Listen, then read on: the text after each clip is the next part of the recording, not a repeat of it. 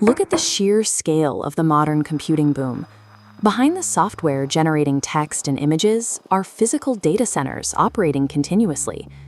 The companies supplying those centers, NVIDIA, recently reached a market capitalization of $5 trillion, pulling in $215.9 billion in annual revenue. This chart tracks that financial trajectory. You can see how the revenue line stays relatively flat for decades before spiking violently into the hundreds of billions, converting into $120.1 billion in pure net income by fiscal year 2026.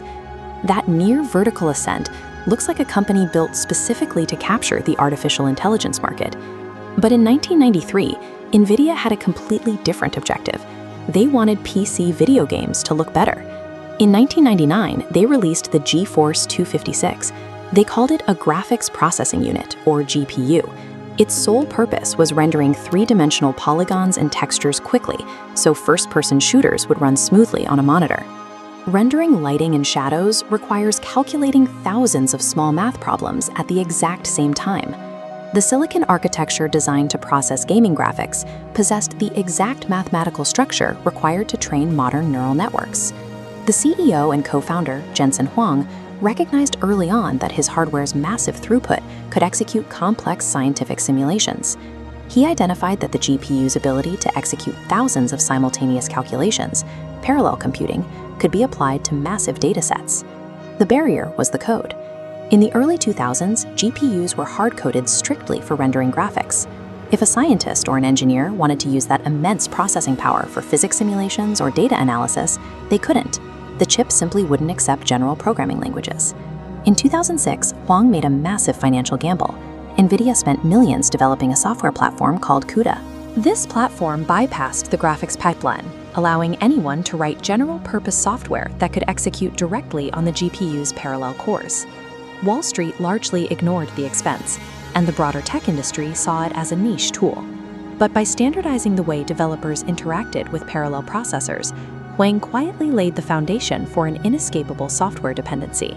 Today, over 4 million developers rely exclusively on NVIDIA's AI libraries and frameworks. Because CUDA is deeply integrated into major machine learning tools like TensorFlow and PyTorch, engineers build their models entirely within NVIDIA's software ecosystem. If a competitor manufactures a cheaper, faster processing chip, a developer cannot easily switch to it. The millions of lines of code they have written using CUDA will not compile on a rival's silicon without massive, expensive rewrites. The software blocks the hardware competition. When the deep learning architecture AlexNet broke records in 2012, it was trained on NVIDIA GPUs using CUDA. As generative models expanded over the next decade, researchers defaulted to the tools they already knew, further entrenching the ecosystem.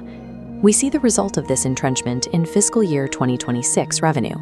Their original gaming business sits at roughly 8%. The data center column towers over it, generating $193.7 billion and accounting for 90%. By investing heavily in a free software platform nearly a decade before machine learning became profitable, NVIDIA ensured that the ensuing rush for computation would be entirely dependent on their hardware.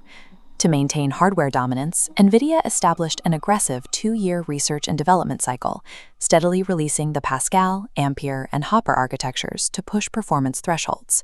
The current peak of this cycle is the 2024 Blackwell GPU. The architecture packages components like HBM4 memory and high-speed interconnects directly on the chip to handle multi-trillion parameter model training. They also stopped selling just isolated components. After acquiring the networking firm Mellanox, NVIDIA began assembling entire turnkey DGX server systems. They control the processors, the high-speed networking cables, and the switches connecting them. This physical integration means the largest tech companies on the planet, including cloud hyperscalers like Amazon Web Services, Google Cloud, and Oracle, must purchase heavily integrated NVIDIA infrastructure to stay competitive.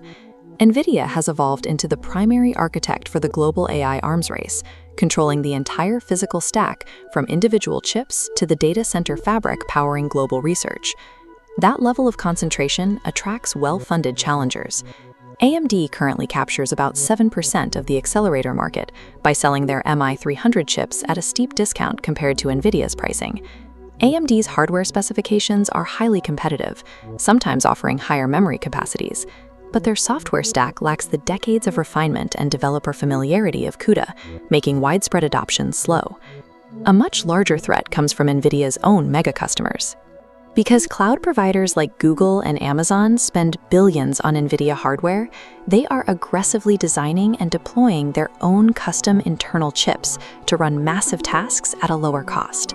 NVIDIA currently enjoys gross margins around 73%. That massive profit acts as a financial magnet, incentivizing the most capitalized tech giants on Earth to design workarounds and break the monopoly. Regulators previously blocked NVIDIA's $40 billion attempt to acquire ARM, citing concerns over extreme consolidation of power. These mounting physical, political, and regulatory risks sit in sharp contrast to the financial markets. Trading values imply an expectation of flawless, compounding, and continuous exponential growth for the foreseeable future.